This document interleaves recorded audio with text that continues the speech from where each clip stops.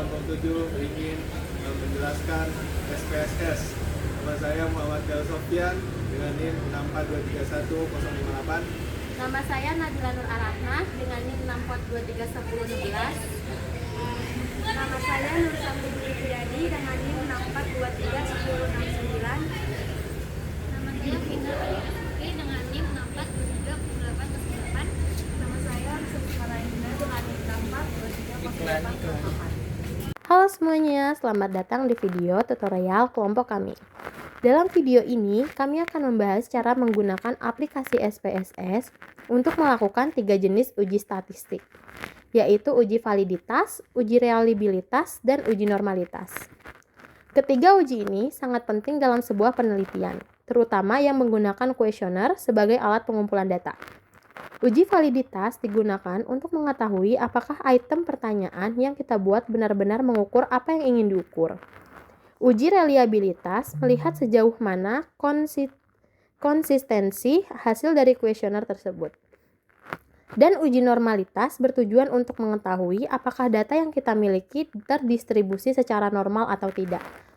Dalam tutorial ini, kami akan menggunakan data contoh dari hasil penyebaran kuesioner yang berisi beberapa variabel penelitian. Yuk, langsung kita mulai dari uji yang pertama. Pada bagian awal ini kita akan menjelaskan mengenai uji validitas. Sebelumnya, di sini kami mempunyai 40 data responden dengan masing-masing responden mengisi 14 pertanyaan dari 3 variabel. Lalu untuk melakukan uji validitas, yang pertama kita di data view, lalu ke analyze, lalu correlate, dan bifurcate. Lalu kita masukkan yang pertama variabel X1 yaitu promosi ke dalam kolom ini, beserta total dari variabel X1. Setelah itu correlation, covariance-nya percent, dan text of significance to tell. Pencet OK, lalu keluar hasilnya. Maka kita lihat tabel total promosi. Yang pertama itu ada 580, 791, 802, 714, 702. Itu hasil yang digunakan dalam menguji tes validitas.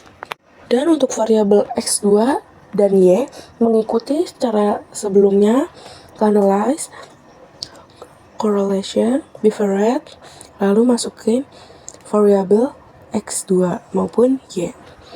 Untuk menghitung uji validitas ini kita bisa menggunakan tabel R yang dimana DF-nya ditentukan dari jumlah data yang dikurang 2. Jadi jika kita mempunyai data 40, maka tabel R yang digunakan ada 38. Dan apabila hasil dari uji validitas ini lebih besar daripada tabel R, maka data yang digunakan valid. Selanjutnya kita lakukan uji reliabilitas. Tujuannya adalah untuk melihat apakah kuesioner yang kita gunakan dapat menghasilkan hasil yang konsisten. Di SPSS, klik Analyze, lalu Scale, lalu Reliability Analysis, dan masukkan semua item dalam satu variabel, pilih model Cronbach Alpha.